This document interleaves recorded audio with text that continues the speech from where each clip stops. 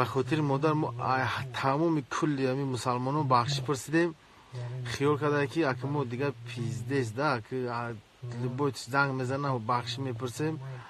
کل کروت سودکه و سیفیلیس سپیدور ما اگه بخشی میپرسیم ده اگه همش زنگ میزده اینجا ایما بخشی پرسه ایما لیش نپرسه مرا اپراودت کنه. سلام علیکم شیخ خیلی و علیکم سلام شیخ تنج والکه بعد گپو همی بو خستی اینجا گاو میزنی زورا و نولا بود درباره فیروزه خیلی بگو اینه ای باشم میدونم ایخه بگو زنش تو دروغ میگفته اینجا فیروزه شعری نر بوده که همی دروغ را گفته اینجا آدمو را چی میکده ترادیاگه اون چی وایرون هم کدگی نیسته بو دیگریش هم میگی که دوگانو ای خیلی گپ میدونه اوتری گپ میدونه خیلی آدم نرمال را بعدم کردی من لیش نکو من بلا پروست عبید نشدیسته ده کل مردکی نکردم که من بچوره بسیار گپ گفتم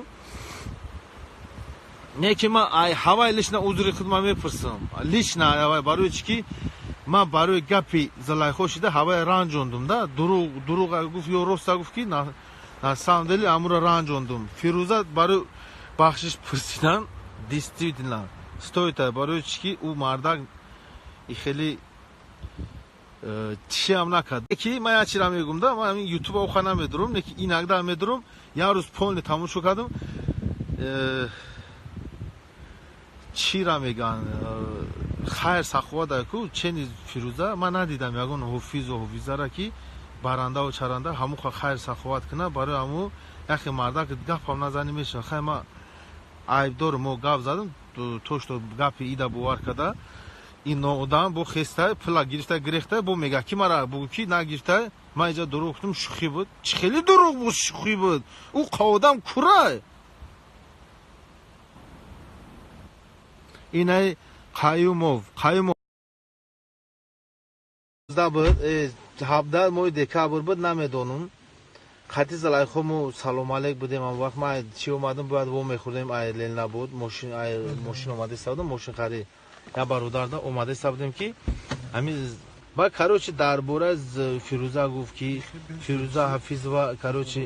مرا خونوایرون کردگی مرا شوم خدی جنگ دو نمی خیلی گپ چپو ای خفو فیروزه گفت دیلو بو خدمت هم میکنم گفت پیشکی خانه گفتگی بودو نه که توش تو گپ در تویستون رفته نمی تویستونی رفت ما آگوست سنتیابر علاقه برآمد گپ زد همون دستیات بودیم نویسته میستودیم خیلی گپ زده اسکرینوش هسته بود یگان روز میمونم گفته بود که زلیخا چیه با کارو چی گفت که همه فیروزه برای پریکول زورا فیروزه را ازدواج کردن فیروزه نخیره فیروزه خانوایران کردن نه نویس داشتن هر دوشون گپ چپشون خیلی نه نویس داشتن بین یک دیگر باز زلیخا مرا التماس کرد پاپرسید کرد درباره فیروزه حفیظ و ویدیو کنم من خیال کردم که فیروزه حفیظ و خونه را وایران کردگی خیلی خیلی زلیخا زنگ زده دودر اکا گفته میستود خاتم دستیاز بود با ما گرفتم پریکول کردم باز زنگ زد از زور شد بو بک وای مرا خیلی کردگی خونه وایران کرد جنگ انداختگی با ما دیلم سوخ بو کردم اکاز این دروغ بوده فیروزه جنگ انداختگی نیسته فیروزه حفیظ و چیز حقیقت گفتگی این پروس اکی چخیل بخیلیش دید که فیروزه حفیظ و نرمال رفته است یا اوزش بالانده رفتارش پلملش نرمال نشدیسته این عینه نویستش بسیار آدم هر چی میگفته زلیخا ما در جا گفت که لبو خدمت میگم